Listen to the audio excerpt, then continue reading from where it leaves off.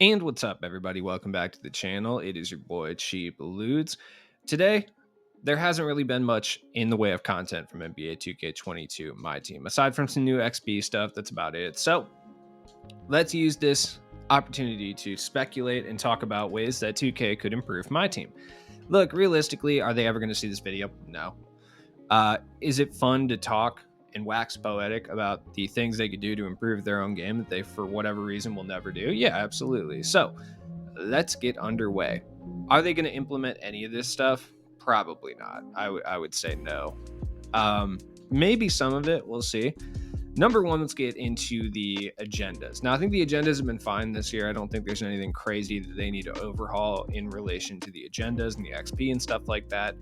The one thing I will say is I do feel like level 40 was a little easier this season 3 than it was last season 3, but I feel like that has a lot to do with the fact that there was so much more to grind besides XP last season 3. Like season 3 of 2K21 is what I'm saying. That maybe it's easier to get the level 40 because that's really all we have to do. You know what I mean? The one thing I will say in relation to agendas is we do need more either agenda free cards or lifetime agenda cards. I mean, the last one we got was DeAndre Jordan, and that was so long ago.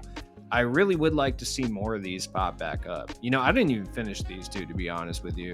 And that's probably because I had better cards at the position at the time that I just didn't feel like grinding that hard for them. But I know a lot of people did. I still run into DeAndre Jordan occasionally.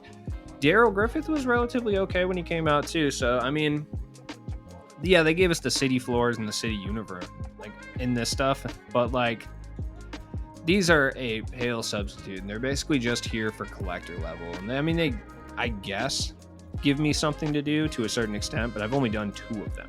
And that's just because I had to do them for XP challenges in the first place. And the city floors, I haven't even done any of these. I guess you could do Rookie Dom. You can crack these out if you really feel like it, but it would just be nice to see some of these lifetime agendas pop back up. You know, the names aren't really ever that big, but it'd be cool to see just anyone at this point. Like anyone to grind for would be great. That's not an RNG reward or just something else.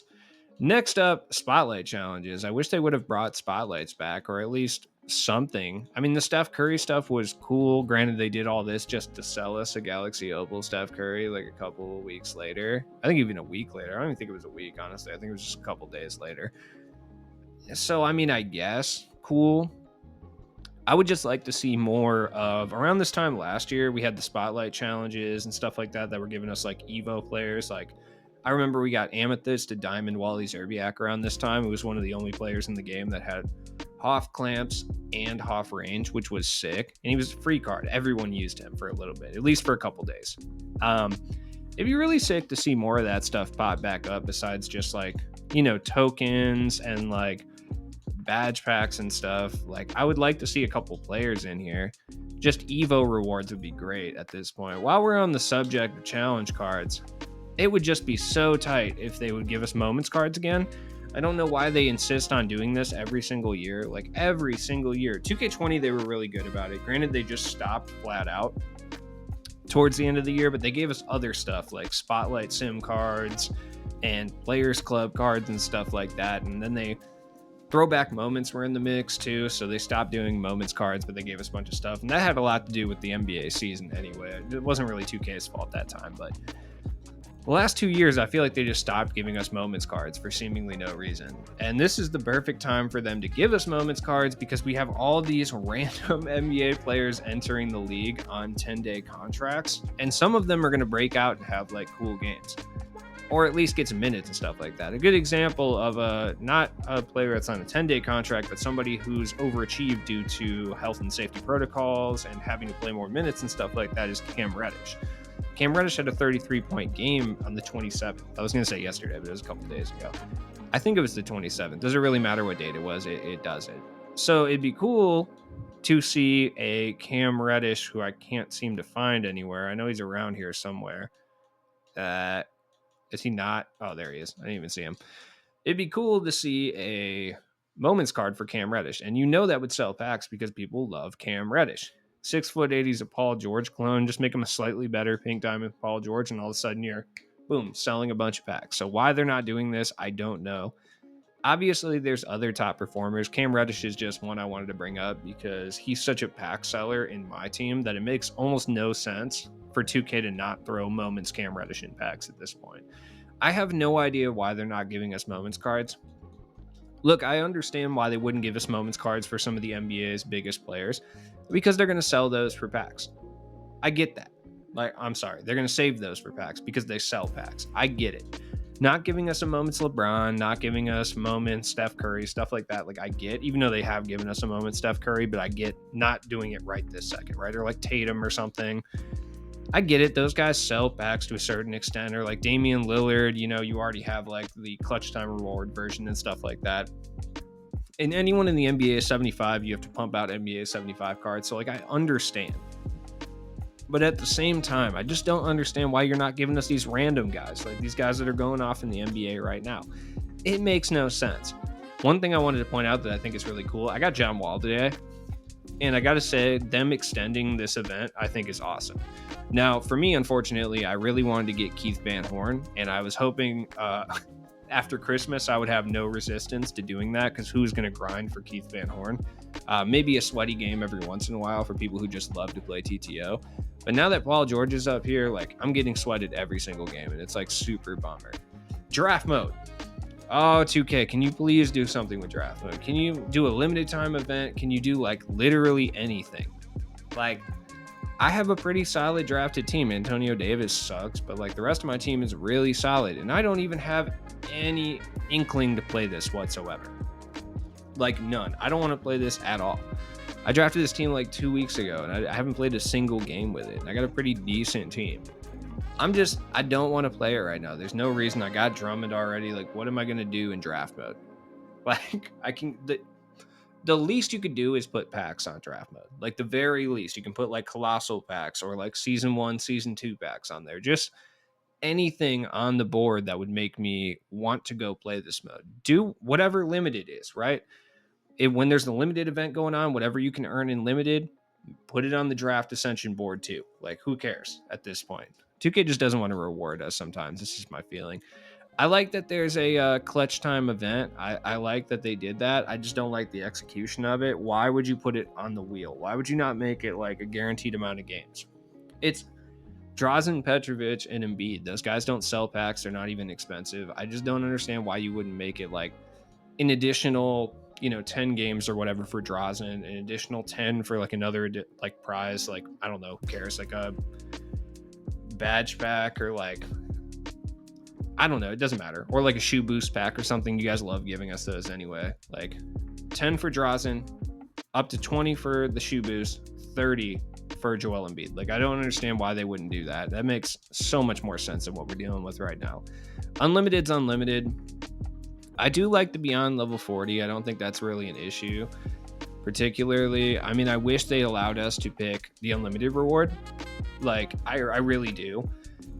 And Jason Richardson isn't a good enough reward that they should lock it out of the beyond level 40, but I get it. It de-emphasizes playing unlimited. And most people are going to grind unlimited for the 15,000 XP showdown reward anyway. Like, nobody really cares about Jason Richardson, so I wish he was up there because I just don't want to play that much unlimited. Truly.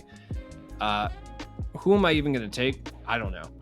Like, I have no idea who I'm even going to take from this. I truly have no idea. It is what it is. And I just wish in general there was more grindable content. More exchanges, I guess. I'm not really too worried about it. Hey, can you guys like make grading cards worth something? Like, please don't give them stat boosts, but like make them worth something. Make it worthwhile for me to go do this. I know that it's just like a kind of a ham-fisted like thing for collectors or whatever, but it'd be cool if they did something. Finally, there are more things I want to talk about, but I'm not going to drone on forever in this video. Hoops Miss is terrible, by the way. Like, I like the locker codes we got on Christmas. Obviously, those were super good. The Pink Diamond one was awesome. It was really similar to the one we got last year, which is fine. The MT and tokens one was okay. In general, Hoops Miss has been kind of a letdown, though. I mean, I like the Hoops Miss event we've gotten that goes. I just hope they do something cool for New Year's to rectify it. I don't think they will, but I can dream. I like hope they do. Other than that, locker codes. All right. Look, the locker code's been horrendous this year. Okay. 2K. It'd be cool if you brought back the creator codes, because we used to get a bunch of locker codes last year. I never pulled anything from them, but I also never complained because it was just free packs to open up. You know what I mean? Every time that packs come out, the odds on the locker codes are like half of what they are, right? So you might as well just let us have the pack. I don't want a post-scorer badge pack. Just let me have the pack. I'm going to get an emerald anyway. I was going to make a whole video and talk about this, but I just feel like it's a touchy subject. But MT selling, right? Bro, this account had to have gotten banned. There's no possible way someone got away with paying almost 5 million MT for a gold Boris Diaw, and both of those accounts did not get banned.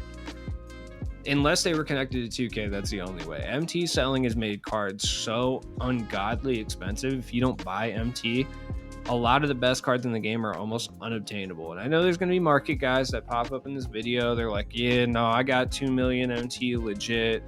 That's sick, dude. And it's probably pretty easy to do when you do unopened packs every week, like I do, like an idiot with MT, because I don't want to buy VC. I don't know. If you remember back, if you're like old like me, and you remember back to like 2K17, 2K16, even like 2K18 and 2K19 to a certain degree, like prices for the like the best cards in the game were still pretty high, but they weren't even as high as they are right now at all. I mean, even looking at 2K21, we did not see a card go for as much as like NBA 75 Giannis did until trying to think of the first card I remember going for about Giannis amounts. Not right now, Giannis amounts, but I mean like the weekend Giannis released. I mean, I saw one go for what, 6 million?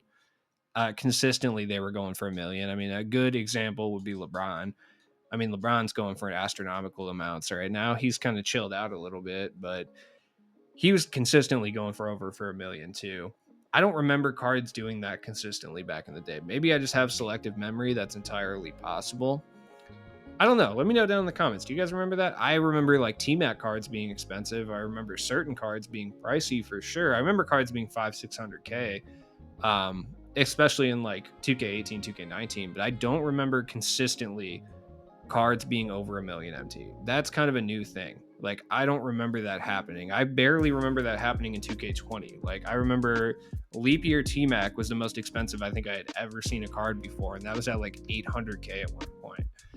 But other than that, I don't remember cards consistently being that expensive. Towards the end of the year, you will start to see those high tier cards get that expensive because people have stacked up MT throughout the year.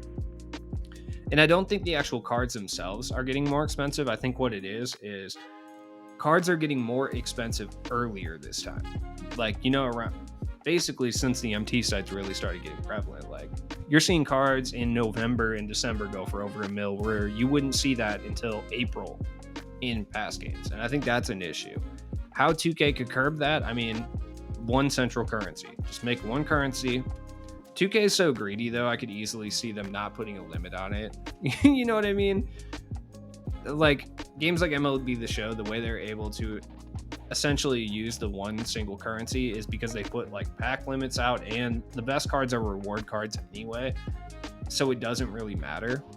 You know what I mean? So nobody really faults them for doing it. So I don't know if I would trust 2K to implement that correctly. As always, it's been your boy Cheap Ludes. I will see you guys in the next one.